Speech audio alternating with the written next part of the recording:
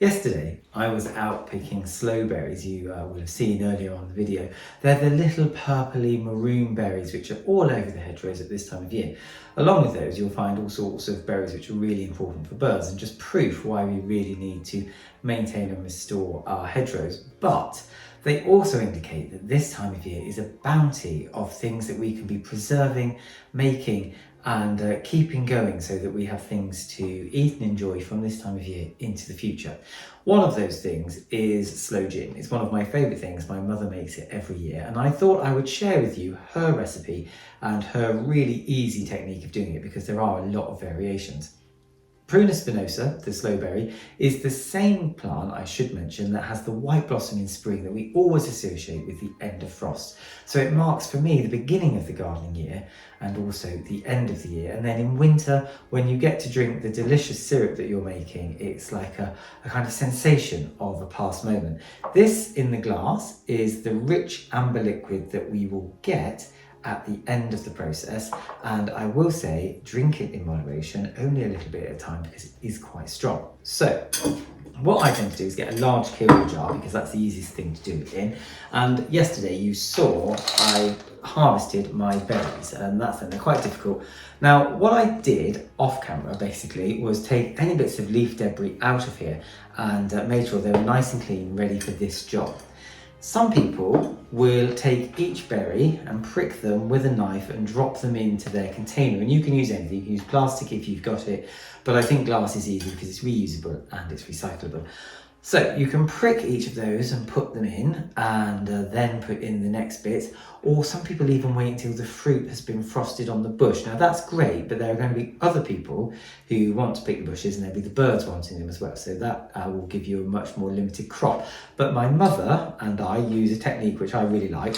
You can that sounds a little bit hard, and that's because I froze them overnight in the fridge to give the sensation of the frosting, which softens the fruit, and also it means as they defrost, the skin will split, so I won't have to do any of the pricking. So this is really easy. I get my jar and I just pour in my berries.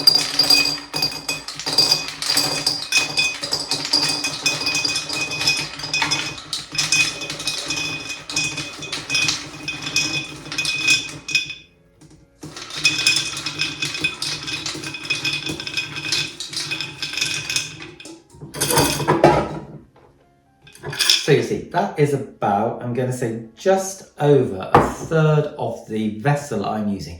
And this is the technique that I use. I don't measure like 100 in this gram, 100 in that gram. It's a really kind of rough and easy thing, and it never goes wrong. So they're in there. Then what you get is preserving sugar, which I've put in this container. And I add that on top. It's quite a rich dish. It's a drink, but it's quite rich either way. It begins to fall through the fruit, you can see, and that brings us up to the halfway mark of the given vessel, and there's some falling through already. That's fine. Then I use gin. Now you don't need to go and buy expensive gin for this. This can be the more kind of basic gin that's as plain as possible. In fact, I'm mixing two here, but again, because it won't matter over the time that we're going to be talking about. And we fill up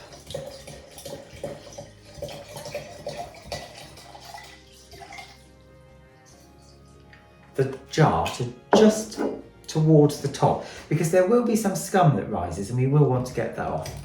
Basically, what I like to do is seal it and just give it one little turn to make sure sugar and fruit is mixed. It will resettle, and that's fine. That will now go into a dark, cool space for up to a year. Over the course of that year, I will look at that 1 or 2 times, take off any scum and make sure everything's happy. At the end of the first year, I will then drain this through a jam sieve to make sure that the stones, the fruit and all of the pieces are removed, and I will put it into a bottle which I will then store for another year to 2 years. Now this one that you can see, which is the most amazing colour, that is 5-year-old sloe gin. and it's absolutely delicious. And for me, one of the beauties of Sloe gin is it's a recipe which has been handed down from generation to generation. And if I take a sip of that now, I'm really drinking a moment from 5 years ago. And for me, it's a beautiful combination, a reminder of the way that the years travel together and that time is never ending. And we can celebrate that through food and through gardening. So I hope you have a go at doing this. Please let me know how you get on. And you can also thank my mother, if you ever meet her, for the really good tip of just using the fridge rather than spending lots of time waiting for something to happen. So there we go.